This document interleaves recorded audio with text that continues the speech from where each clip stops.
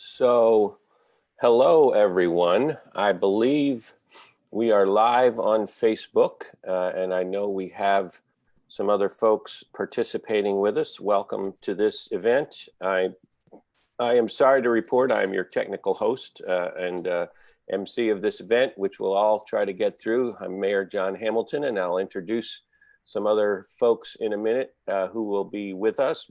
We appreciate you all being here, and we're set to discuss some important matters for Bloomington. So just to set the stage a minute before I introduce our co-panelists, we're talking today about Recover Forward, which is an initiative that we're working on in the city of Bloomington to try to recover from the pandemic and its economic calamitous consequences, to recover forward, to recover in the ways that we want to move as a community, particularly toward racial justice, toward economic justice, and toward climate justice. That is, as we work together to come out of the public health emergency and the economic emergency, that we do that in a way that moves us as a community toward these values that are so important to us of racial justice, of economic fairness and equity, and of climate action. And last week, we had a gathering of folks that focused really on that racial justice pillar, that racial justice component of how we are planning to recover forward, including thinking about some of the structural racism issues and particularly focus on public safety that we discussed last week. Next week, we'll have a session a week from today at 1 o'clock focused on climate recovery, sustainability, some of those aspects. And today, we're going to be talking about Recover Forward in the context of economic justice, economic opportunity and fairness. In particular, thinking about as we come out of this very difficult economy, as we plan to climb out, how do we move toward a more just and fair and full opportunity economy? What are we doing as a city? What can we be doing to stimulate and strengthen our local economy, to help employers grow jobs, better jobs, higher wage jobs, and build more opportunity for more people? How can all of our residents thrive? Now, thankfully, I should give, we are going to be taking questions from both the media and Facebook, anybody who's participating in Facebook Live. Please send those in through the chat function or on Facebook Live. We have some magic behind the scene. Yael Cassander and Andrew Krebs, thank you for your help in moving those to us. But first, we're going to have some general discussion and presentations about some of the things we're thinking about. And you are going to hear from Jane Cooper-Smith, wave Jane, City's Assistant Director of Small Business Development. You're going to hear from Pat East, say hello, Pat, who is the Executive Director of The Mill, one of the hats he wears these days, and he may describe some others. And you're going to hear from Doris Sims, say hello, Doris, who is the Director of the city's Housing and Neighborhood Development Department. And in particular, I think what we'll do, we have kind of two big chapters. One is focused on jobs and the economy, and particularly work to climb out of the hole we're in the right ways. And the second is on housing. And I think we're going to start with the job section and some of the things going on with that. I may chime in with some things, but what I hope Jane and Pat are ready to give a little bit of an introduction about some of the programs part of Recover Forward.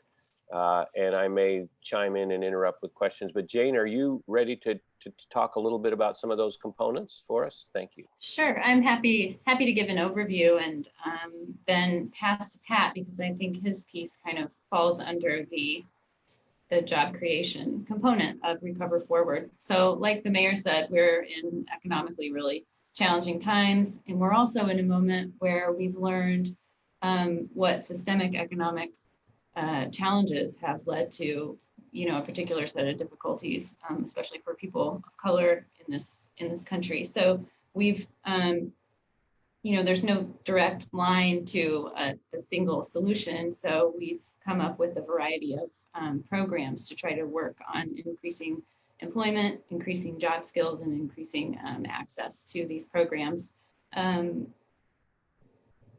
We've targeted our programming at sort of putting individuals toward the sectors that are robust in our local Bloomington economy right now. So Pat will talk about programming, and then I'll talk a little more specifically about life sciences job training, life sciences manufacturing job training, and then building and trades apprenticeship programs. Just before I realize I should have done something that I didn't do well, I apologize, but we should probably frame this in the sense that one of the things we're talking about is a special appropriation request that's going to the city council. It's actually being discussed tonight and probably voted on next week, where we're asking for $2 million overall from saved money that the city has didn't spend in 2019 to try to accelerate our recovery. And that 2 million covers all three areas that I talked about. It's about a little over $500,000 that we're asking for appropriation from the city council that will focus on some of these things we're talking about. Then there's another $500,000 or so that's focused on housing that we'll be talking about later. And I probably should have said that first, sorry, but back to you, Jane. Yeah, and please jump in with more questions. I think that dialogue is a little more interesting to listen to, frankly. But so the first program I'll talk about is under the banner of reentry support.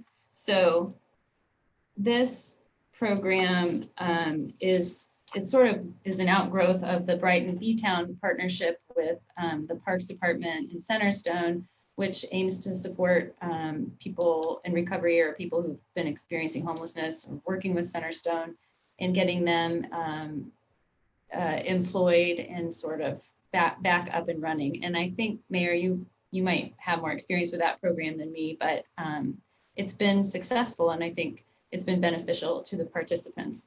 So we've earmarked additional funds for the Centerstone partnership and would like to use that as a model under the banner of reentry support to grow some additional jobs for people who've been, chronically unemployed, really have been out of the workforce for a long time. We'd like to support people who maybe have recently been released from prison, who have criminal records and have had trouble getting employment because of that. We would like to continue supporting people who are in recovery. We know that the opioid epidemic touches all aspects of our community. And so we would like to really look to supporting people in recovery. And also one key component of recovery, which we learned, or I learned in participating in the opioid summit last year, is that the employer-employee relationship happens to be, a really beneficial component to people in that position. So we start with reentry support, and then kind of moving on from there to more specific training. That's not particularly skilled work, but it's more about getting people in the workforce. And then looking at acquiring skills, we have the Life Sciences Support Program, which is an outgrowth of the Hoosier Hills Career Center's work with Ivy Tech. So they built this really excellent 3-week apprenticeship program that out of it, the participants become sort of officially biomanufacturing technicians. So we know that life sciences manufacturing is a growth area in our local economy. So this gives 2 weeks of really technical education in terms of, what do you need to know? What type of math do you need to be able to do to go work on the line? What type of, gowning practices? There's this whole, for those of us who are outside life sciences manufacturing, there's a very complex gowning procedure that has to be taught and takes some resources in order to do so. And there's some basic chemistry that has to happen too. So you don't have to have a college education to be able to become qualified for these jobs, but this program is so high quality with its training. The people who participated in the first cohort, each individual had 2 job offers at the end of the program. So we'd really like to connect individuals with jobs through this program. And then the 3rd week is the soft employment skills that are just super important for employability. You want to make sure not only do you have the technical skills to execute the job, but you have the soft skills make sure you can keep it and that you can get hired in the first place. And then the other growth area that we've kind of honed in on is in the building and trades. And this actually is feedback based on communication with groups organized by the Chamber of Commerce and the Bloomington Economic Development Corp. So this was a direct outgrowth of communication with our local business owners, and they've cited a need for skilled labor. So one of the primary examples was talking about concrete finishing, that it's really difficult to find and hire people who are able to do this pretty technical concrete work. So with the apprenticeship program, we know that we have limited time in this programming, but we would like to really give individuals a leg up in not just having access to unskilled construction building trades jobs, but that we can help offset the expense of the employer training them specifically for these higher skilled building trades jobs. And again, concrete's a good example, but it could be, drywall finishing or carpentry, these things that are skills that are acquirable over a long period of time. But we hope that with this apprenticeship, which is sort of in quotes, there's no formal certification that comes out of it, but we hope that people will be able to meet this need that employers are experiencing. We also note that those are pretty good paying jobs. Of course, I can't see it on my sheet right now. Yeah, average income $37,810 to $43,550 for Bloomington. So we think that's pretty great. And then the third area of growth that we've kind of zeroed in on, and Pat will talk to us about, is in the tech sector, which is why we've asked him to. Well, no, we didn't ask him. You came to us to talk about code school. Thank you, Jane. Yep. Hey, everyone. My name is Pat East. I'm the executive director of the Mill. Our mission here is to launch and accelerate high potential startups, and our vision is to become the center of co-working and entrepreneurship in Indiana. So I'll share some of the highlights of the Code School proposal that helps us achieve that mission and vision. And this was previously published in the June 26th edition of the Herald Times. We've been working on it for the last month and have a few updated parts. So to set the stage for why this initiative is important, currently the US has 1 million unfilled computer programming positions, and annual average salaries in this field pay 2 to 3 times the living wage in Bloomington, which is about $27,000 annually. And so when you combine these two facts, it offers us a really good opportunity to lift ourselves out of this economic recession by retraining folks for a career in computer programming. And as I mentioned, the target audience for this program is folks who are underemployed or unemployed. So our plan in 3 broad brushstrokes is A, to find the right students, B, teach them how to program, and C, ensure they're placed in good jobs. So to find the right students, we'll screen and assess potential students for the profiles that really predict success. 75% of the programmer population in the US is comprised of 5 Myers-Briggs personality types. We'll add interview questions about work history, characteristics like grit, determination, ability to think logically and analytically. We'll also add in or assign 40 hours of pre-work, which can be completed over 4 weeks prior to enrollment. And so based upon conversations with similar training programs, this is a huge predictor of who's going to be successful, who wants to put in the time, and who's dedicated and committed to this. To deliver effective training, we'll use Treehouse, which is an online learning platform. Students can enroll in various modules and complete a tech certificate in 6 to 9 months, which teaches entry-level skills in computer science, user interface, user design, or user experience design in languages like Python and JavaScript. The program's self-guided, which means students can complete it on their own schedule. So for those folks who are underemployed, they can complete it at night or on the weekends. We're also partnering with Ivy Tech to provide weekly hands-on instruction in our classroom at the Mill. We'll also coordinate peer-to-peer instruction, which increases the effectiveness of learning for both of the students involved, whoever's teaching and whoever's learning, obviously, and as well as exercise programs like HackerRank and LeetCode. And then last, we'll assign mentors who currently work as full-time programmers to provide additional instruction and to ensure students understand what a career in programming looks like. The last piece of the plan is to ensure good job placements.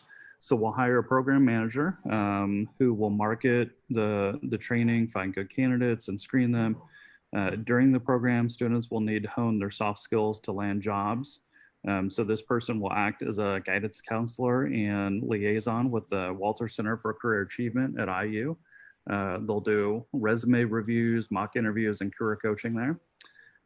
We've lined up Cook Group and Cornerstone Information Systems already to interview candidates who graduate from the program. They're big supporters of the mill and really like this initiative that we're working on. In addition, we'll have one of our tech recruiters at the mill, Objective Paradigm. They'll help place students at other companies using their network and existing contacts. And especially in this pandemic with more companies working remotely, students can live here while working for a company in another city, which further expands potential employment. To make the program sustainable, we're going to create a culture of paying it forward. So we'll obviously need money to start the program, but long-term, we want to make sure the program kind of sustains itself. And because the students' incomes are going to increase 2 to 3x, we'll ask them to do either or both of the following. One is donate a portion of the increase in their salary to a pool to be used for future students. And the second is donate their time to teach students, which helps offset our hard costs. So we won't have to hire teachers to be able to do that. Each student's success really helps subsidize the next student's climb up the ladder, so in that way the program becomes self-sustaining. We figured out a lot of parts of the program, but we need funding for this. So like many businesses during the pandemic, we closed temporarily, thankfully, just from March to the very beginning of June. But during that time, we lost a third of our membership. In order to seed the program, we need $100,000. We previously created a budget where we would need $250,000, but really over the last 4 to 6 weeks, we've spent a lot of time sharpening our pencil and working with Treehouse to lower our cost.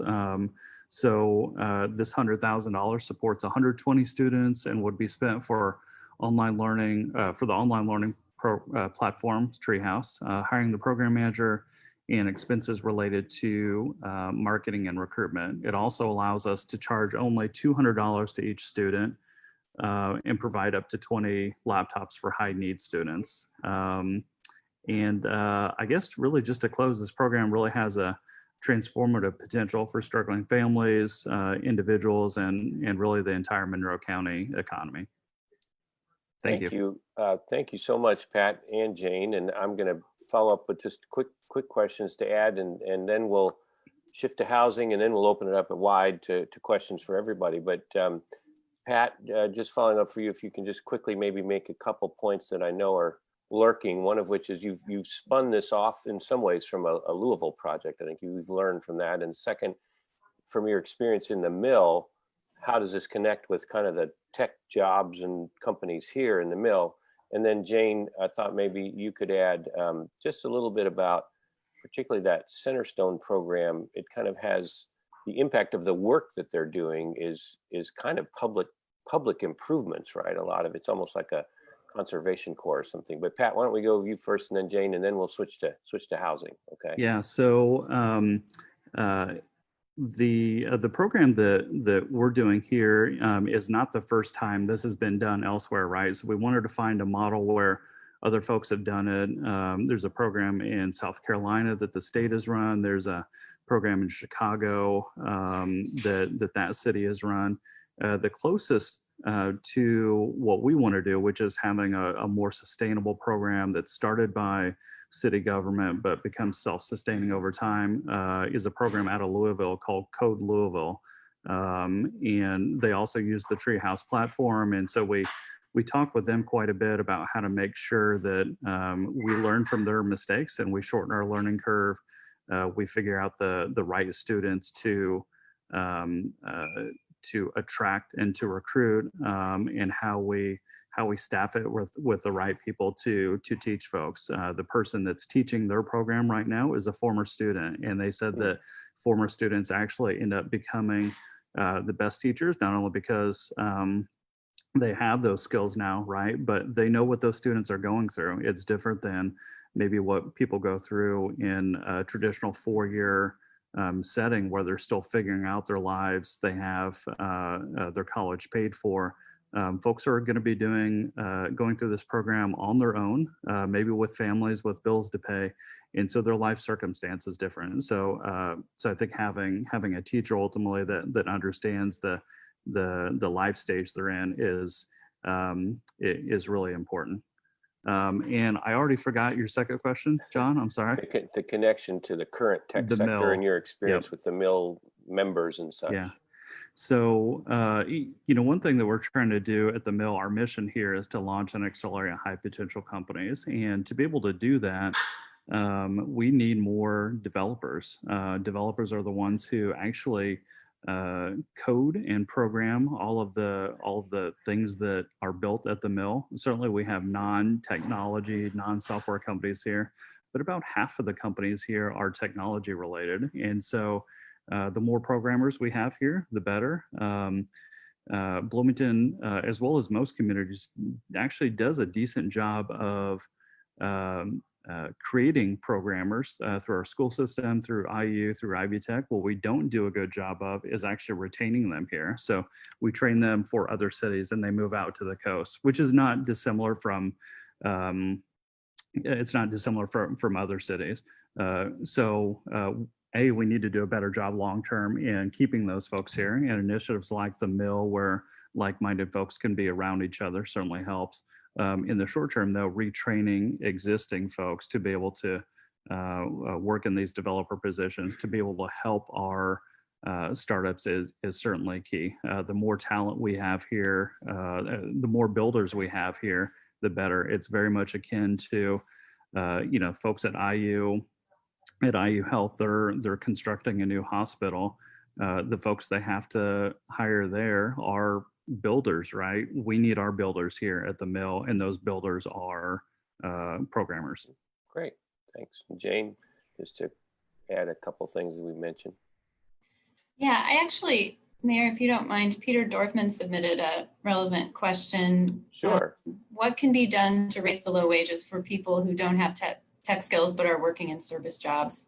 And after I gave my spiel, I realized I was kind of glossing over this term that we all use when we're working on writing policy behind the scenes, but we're thinking about unemployed and underemployed people. That's who is front and center for all of us when we're working on developing these programs. And when we're thinking about underemployed folks, we are looking really closely at people who have been laid off of service industry jobs, and also knowing that service industry jobs are a critical part of our local economy, but we do want people to be able to get into better paying permanent jobs. And so I think that's, to get back to Mr. Dorfman's question, this is exactly what we're trying to do with all of this program, whether it's somebody who's really re-entering the workforce and just trying to get basic skills, or whether it's someone who is leaving a sector that's completely, collapsed.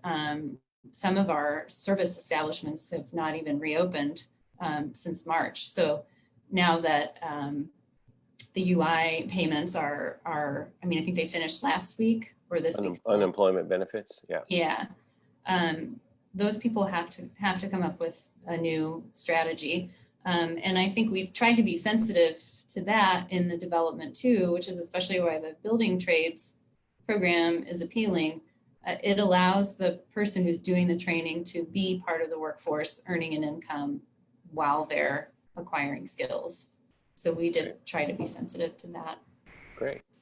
I'll dovetail off of that real quick. There's a book called The Geography of Jobs, and it's one that we cite here at the Mill a lot because it talks about job creation as it relates to, or indirect job creation as it relates to technology jobs. So basically, the premise of the book is for every one technology job that's created or one innovation-driven job, there's 2 to 3 more downstream jobs that are created in the service industry with higher than average wages. So over time, creating more technology jobs actually increases the wages of everybody else. And I'm going to switch shortly to housing. I want to make a quick mention of digital equity, but Jane, also, I just thought it might be useful on that Centerstone program and perhaps the reentry too. Some of that work is really focused on kind of conservation corps or public works things that will be helping our community as we create these jobs too, right?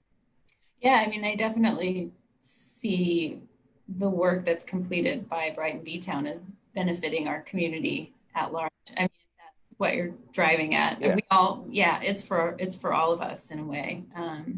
Yeah. Improving parks and infrastructure, sidewalks, those kinds of things. So before we switch to housing, and then we're going to go through housing, and then we're going to open up wide for any kind of questions. We'll follow up as we can. Please send your questions in through Facebook or the media through the chat here.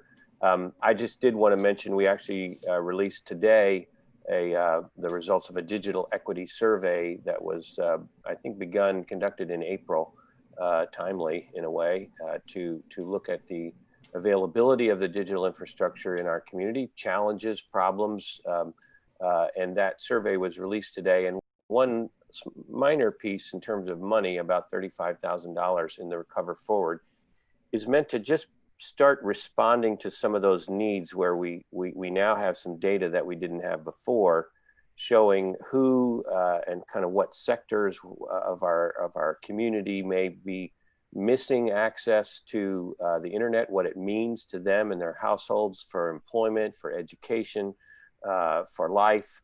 And we've seen, for example, some significant minority, but number of low-income households that say, I just have no connection to the internet, no digital access. Others of older populations or lower income populations who report, I really need more skills. I want to know better how to use what I can get access to, and other indicators like that. And this little grant program is meant to start putting the toe in to say, what partners are there out there, whether it's a school corporation or whether it's Area 10 on Aging or Boys and Girls Clubs or those what kind of partners might there be who can help us now that we have a little better picture of some of the specific areas of digital access that we can do to help with that. So that's part of the Recover Forward too. I sometimes say the digital access is for the 21st century, like electricity and running water were for the 20th century. You got to have it if you're going to be a participant in the modern world. And we know some people aren't having it. So that's part of the economic side. So Doris, let's turn to housing for a little bit. And I'll pass it over to you. I know we released yesterday a housing study, and you might just very briefly describe that. I know it's a big document. We can't go through much of it, but maybe that kind of leads us up also to looking at the Recover Forward component of housing, which is particularly looking at home ownership, since lots of work we've been doing on rental properties and rental affordability, and we'll continue to do that. But as a city, it's been more difficult to figure out how to help people access ownership. And I know we're exploring that too. And thank you for joining us. I know not on the best of occasions. Doris is off work, recovering, and we appreciate you giving your time and attention today. Thank you. Thank you, Mayor. Again, I'm Doris Sims. I'm the director of the city's Housing and Neighborhood Development Department. And yes, yesterday we released our long-awaited housing study. The housing study was conducted last year using the same consultant that worked with ROI to develop their study. The ROI study pretty much covered Monroe County. Of course, we know that Bloomington is a part of it. And what we wanted to be able to do is a deeper dive into Bloomington what type of housing that we currently have, what our future housing needs, and what type of programs that we can implement to increase the amount of housing that's available here in Bloomington. So that's why I'm glad to be here today to share with you two down payment assistance programs that will be part of the economic recovery package that would increase economic wealth for those who can qualify for the programs. One is a down payment and closing cost assistance program that provides up to $10,000 for a family, a first-time home buyer looking to purchase a home within Monroe County. And then the second program is what we're calling our shared equity program. And that's the program that I'm really most excited about because it allows someone to have equity immediately in their home. So how the shared equity program will work is that after someone, a first-time home buyer is looking for a mortgage, they can get a second mortgage up to $50,000.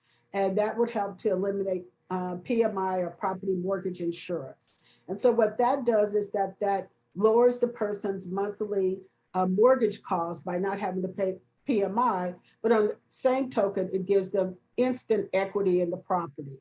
So that's really exciting. And then if they go to sell the property in the future, there's a possibility that the next home buyer of that property can take over that initial investment of the city of $50,000 to decrease the cost of buying that home. So it allows that home to be able to be permanently affordable over time for anyone who purchases the property. Thank you, Doris. And I know from the study, I don't know if I've read all 89 pages or whatever. How it's pretty long, but I've looked at it. There are indications of gaps. We know Bloomington, for example, has much lower home ownership than many communities our size. We expect that somewhat because of of course, the university presence here. But even compared to some significant university cities, we have a pretty low home ownership rate, maybe 35% or something like that. And while you and I know we've been working very hard on rental affordability with hundreds of newly affordable rental units created or preserved over the last 4 years, the home ownership has been a tougher challenge. Maybe you can mention some of the work we're going to do on, like at 17th Street and the hospital reuse with property that we control. But this other program that you've described is really trying to help right now people in the marketplace who just find it hard to get a home, and maybe talk about kind of the value of homes. We're talking about the people who we're trying to help make sure they can get a stake in Bloomington. So yes, one of the things that came out from the housing study is that we have a low amount of individuals who are homeowner, as the mayor stated, but also that what affordable house, the average cost of that is about $219,000. And homes in that price range pretty much are on the marketplace and off within 30 days. And so what we want to be able to do with the program is to help affordable homeowners, people to be affordable homeowners and be able to access the marketplace in a timely manner with being able to have this funding through this down payment assistance program. I know that the study talked about different avenues. And as the mayor said, we do have two projects for home ownership coming up. One is 17th Street. A developer has graciously given the city, will be giving the city 45 buildable lots to do home ownership, as well as we know the hospital property is another property that may be available for affordable housing development, but that's down the line. These two down payment assistance program is a way to build equity for a few homeowners right now to be able to take advantage of home ownership with existing properties. And I'm going to get to a question in the chat as well. But first, Doris, maybe you can also explain, I think these are two programs that help people get home ownership. The first one, the $10,000, is it's obviously smaller than $50,000. It's really just to help you get over the hump if you have cash down payment issues that you need, and you already have that program in hand. That's federally funded, but federal funds limit who can be helped. And this is a way to just expand who can be helped on that really just a down payment assistance. And similarly, the shared equity appreciation is kind of covering what some of us might call workforce housing. These are typically families or households that have employment. They can get a mortgage, but they just have trouble getting into the marketplace. And I think that number you shared of 220, that's really county-wide median, I believe, isn't it? The Monroe County-wide median, if I remember from the... Correct. And so inside Bloomington, as many of you know, if you've been looking for houses, it can be difficult to find something at 250 or below. But anyway, maybe you can mention that, and then I'll get to Emily Ernsberger's question too. So to talk about the down payment program. Yeah, and how it's expanding what you already do. Yeah. So currently the department, the Housing and Urban Development Department, which we work with federal funds, offer a down payment assistance program.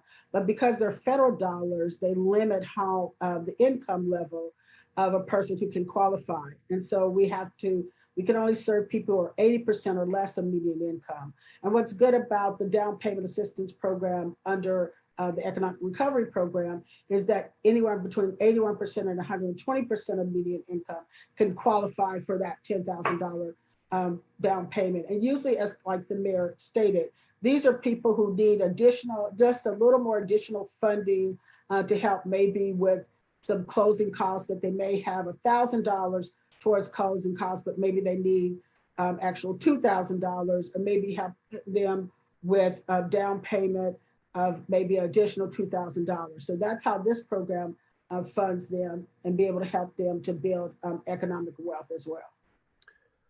Great. So I'm going to open it wide. I have a question for Doris from Emily. Then Pat, I have a question for you that's in the chat. And then please, people, weigh in and if others, other comments that you have. But Doris, there's a question here from Emily Ernsberger about, is there any limit to the number of people who can participate in the two programs you listed?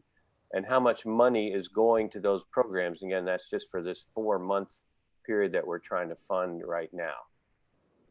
So I believe we have about $50,000 going towards the first down payment assistance program, and then another $400,000 going towards the shared equity program. So, the funds will be there until they run out. And so hopefully we'll be able to utilize all the funding by the end of the year and then have some funding available through other sources for next year to continue the program, depending on how successful they are. I suppose it's relevant too. So that's maybe 15 to 20 people could be households for homeowners could be helped. About half of this money is coming from the Housing Development Fund too, right? Not from Correct. Tax dollars. As well as some funding that may be available through, as I stated, our federal program, through the home program that we administer through Department of Housing and Urban Development. Great. So I'll try. Thank you so much. And Pat, I got a couple for you. One is, you may have touched on this, but just help people understand what the outreach may be like for bringing people into coding who may not know they want to be coders yet. They may not be traditional potential employees, but what kind of experience maybe other places have in outreach are doing. I'll give you a second question later. We'll just do one at a time. Sure. So generally the profile of the person is just generally analytical and logical. So it doesn't necessarily matter what type of background they have. We might try to hone in on certain types of backgrounds just for marketing purposes, just to be able to say, hey, if you're in this particular industry, you might be a good fit for coding and programming. But what we found at Hennepin, my previous company, was we were looking for really analytical, logical people, and we would put them through a 10-week training program. And those folks came from all different types of backgrounds. We had a formerly unemployed trumpet tutor who now works at Google. We had a former Monroe County animal control person who's now vice president of search at Bank of America. So we had really wide backgrounds. I would suspect that folks in the coding program are going to be similar.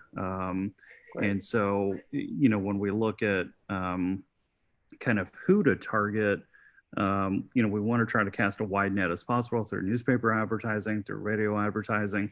We'll take a look at assessment tests as well. That'll be one thing that we look at, and that won't be the only kind of data point we look at, but those have a really good predictive indicator of success. And when you combine them with things like pre-work, is somebody willing to do 40 hours worth of work to be enrolled? Those are really strong indicators that they'll be successful in the program. Great. Let me give you another follow-up to you, Pat, and then Doris, there's maybe one coming to you. So this is, I'm quoting, reading a question from B Square Beacon to Pat. Can you confirm that the initial tuition for the coding school will be just $200? Will the donation of some part of the future salary differential and or time be a contractual obligation that students have? And then when do you hope the first class will launch? 3 questions. So the answer to the first question is yes, I can confirm that the initial tuition is going to be just $200. That's based off of our current budget.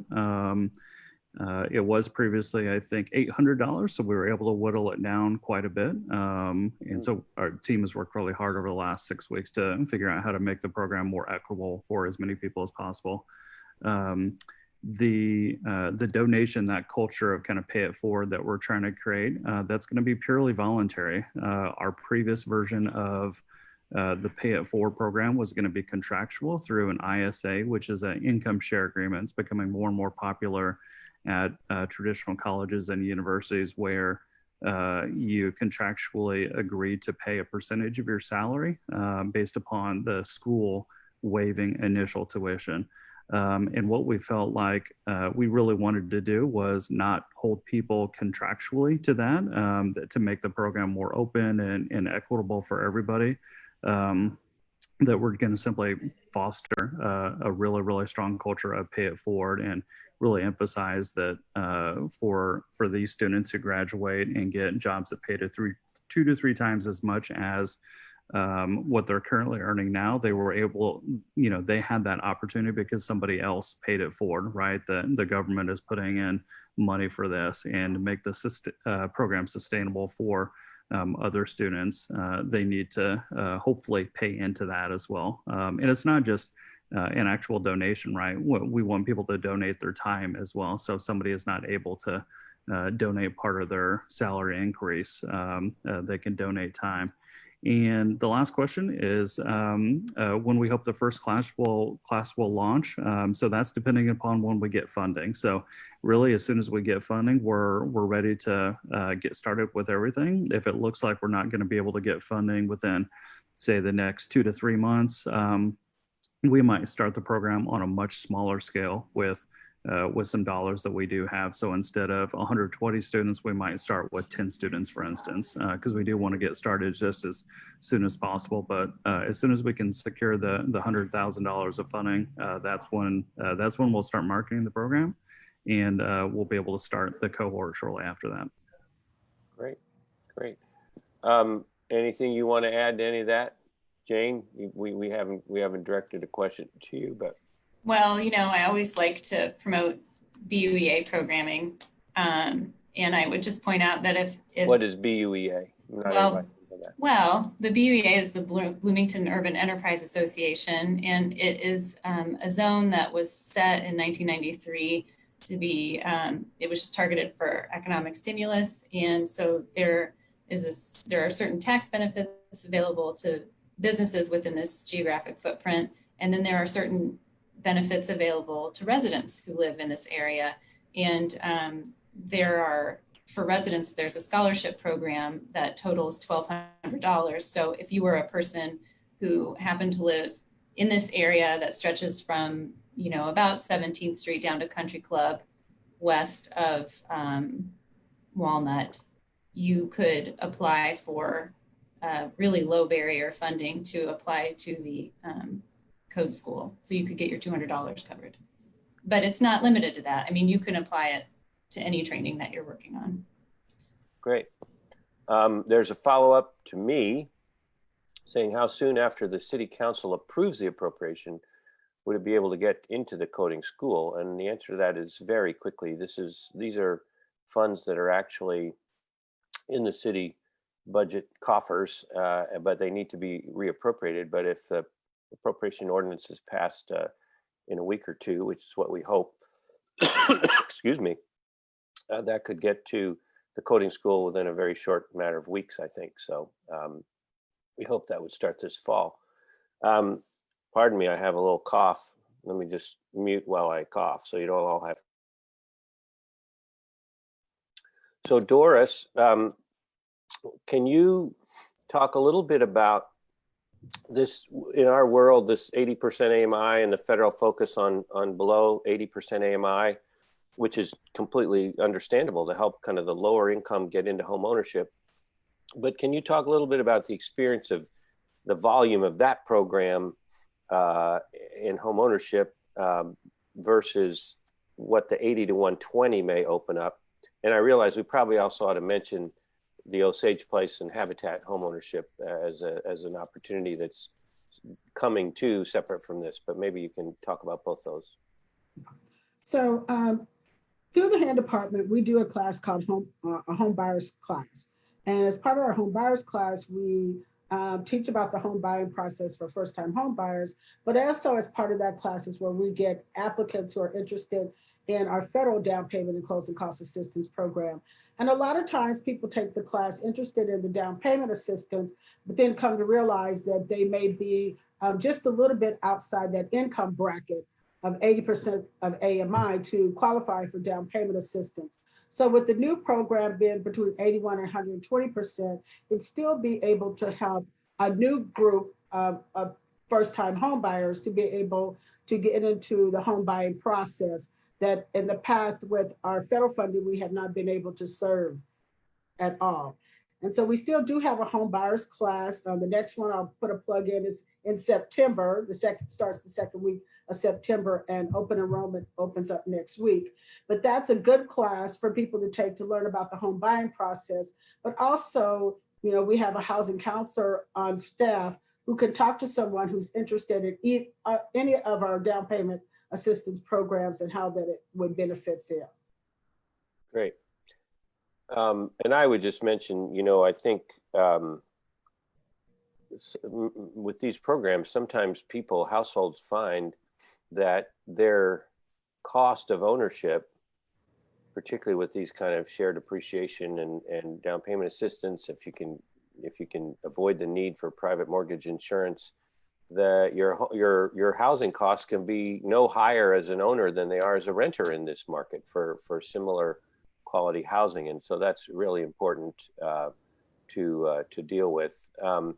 I might also, I'm just reading some comments here too, that when we talk about housing affordability, we get into housing speak sometimes, but housing affordability really is talking about just trying to make sure nobody has to spend more than 30% of their income on housing, whatever your income is. If your income is zero, it's trying to make sure you can have housing that lets you have a decent place. But if your income is $20,000 a year or $50,000 a year or $100,000 a year, trying to be sure that you don't aren't paying more than 30% of your household income on housing to keep it affordable. And we know that particularly in that kind of 80 to 120% of median income, which may be the kind of the $40,000 to $70,000 annual income, that there are many households that struggle with those housing costs. I guess that was in the housing study, right? I think we found, was it 30% of our owners or some number were 40% of our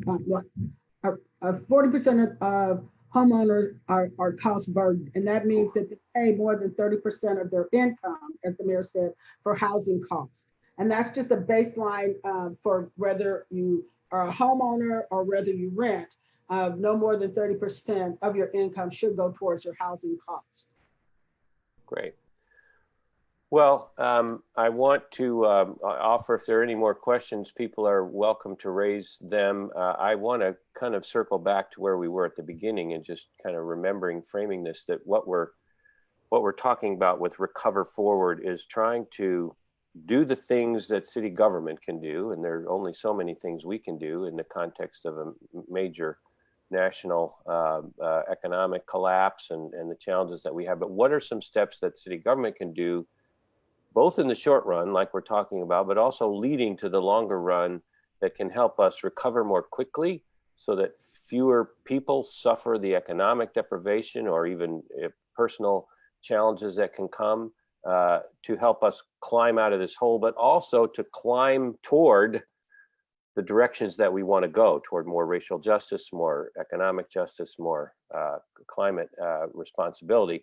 And particularly as we're talking today about economic justice, it's trying to think about what are some of the investments we can make. And again, the total investment we've talked about today in this group is about $500,000 for the job focused work and about $500,000 for the housing focused work. How to invest that money in the next 4 months in the end of this year that can help move us forward in the right direction. We will be talking about this, if you want to get more, tonight at the city council meeting starting at 6:30. And then they will consider it again next week on the 12th to vote on this special appropriation request. But we welcome suggestions and comments. Everybody here has been working with partners in the community to try to think about this. And I'll probably go around the horn to each of you if you want to make any closing comments. And if we get any more questions in that period of time, I'll do so. But why don't we go, we'll go in the same order and just let you kind of sum up what else you've heard today and anything you want to share with folks. So Jane, I'll go to you first. Thanks. Yeah, I don't know that I have any particular closing comments, just that I'd like to reiterate, we love feedback and we need it in order to develop programs that properly suit our community. We do our best to try to understand what's happening out on the streets, but we really need the communication to be kind of constant and open. So please reach out to us. Thanks. Thank you, Jane. I suppose it's worth remembering what we are doing are, some of these in some ways are pilots leading to, we've named a number of different efforts, and the ones that work best are the ones that are likely to be invested in more. We may find that some of these may not get the traction for whatever reason that we want, while others may get more traction. And so feedback on that is really important. And what we'll be doing over the next few months is putting these into place and finding out what does work. Pat, I'll go to you. Thanks. Yeah, thank you, John. I just have really two things to add. One is, this program has, the coding school program has the potential to transform lives for a lot of struggling individuals, families, and all of Monroe County.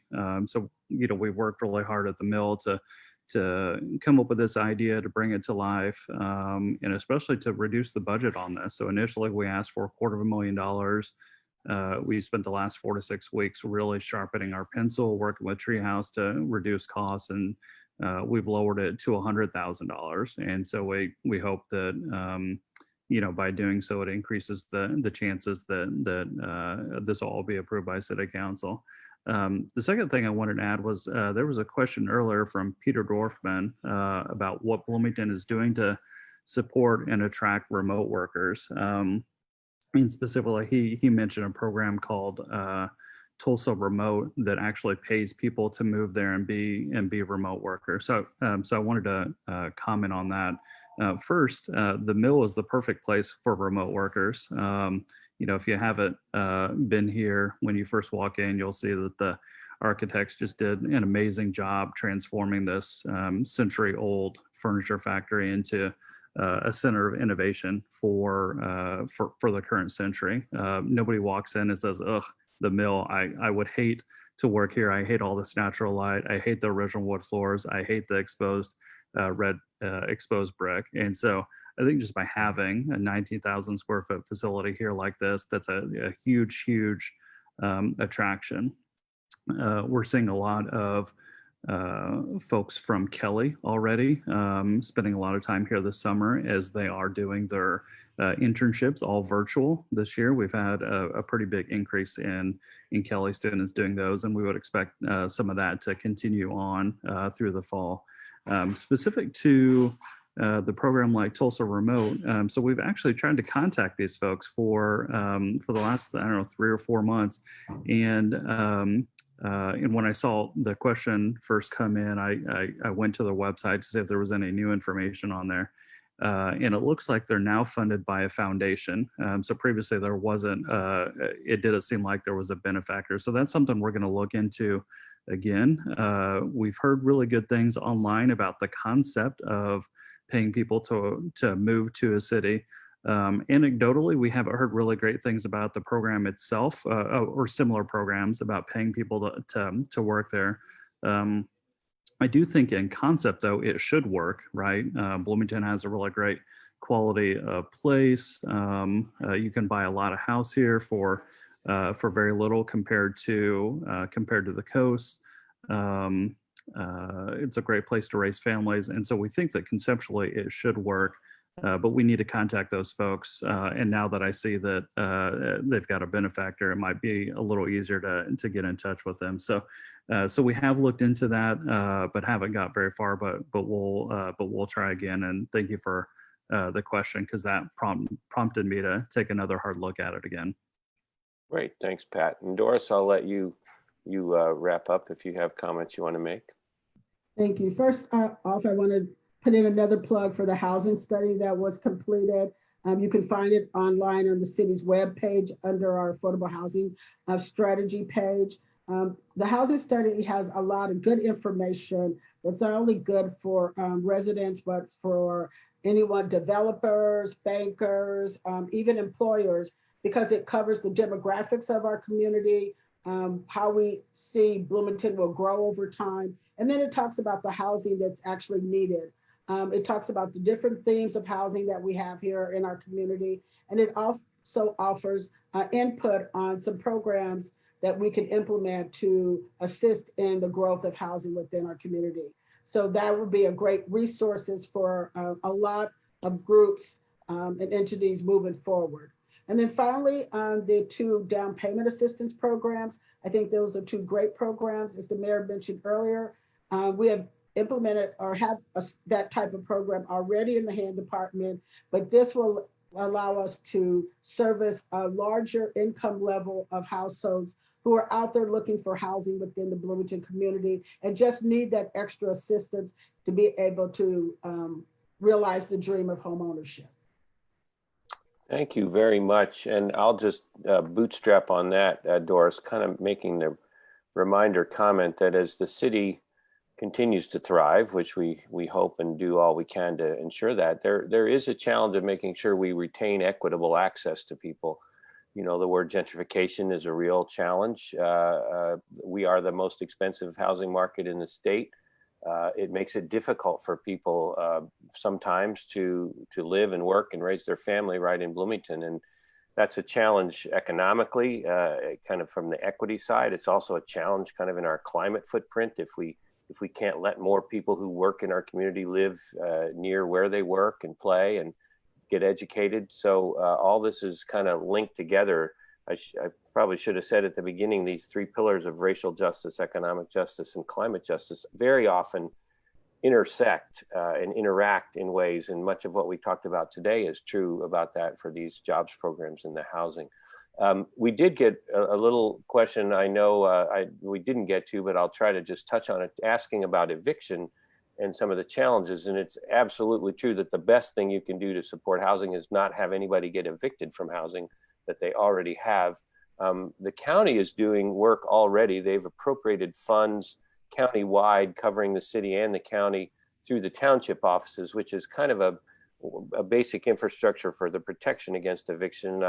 I'm mostly a cheerleader for that, trying to encourage that the county make from their resources more available if needed to protect against eviction relief. We certainly hope the federal government will continue and the state government continue to put that eviction protection in place, because an eviction just starts an avalanche of problems and bad outcomes for households. So anything we can do to avoid evictions is very well invested.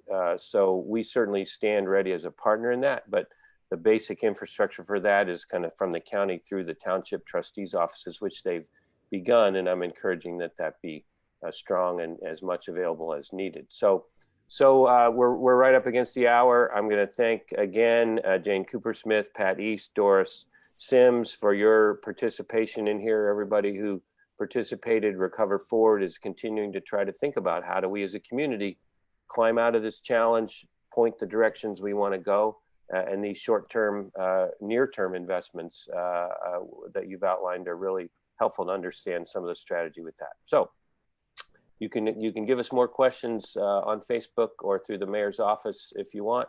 But for that, we'll call it a wrap, and thanks everybody for your participation. Thank Bye. you. Thanks so Bye-bye. much. Thank you. Bye-bye.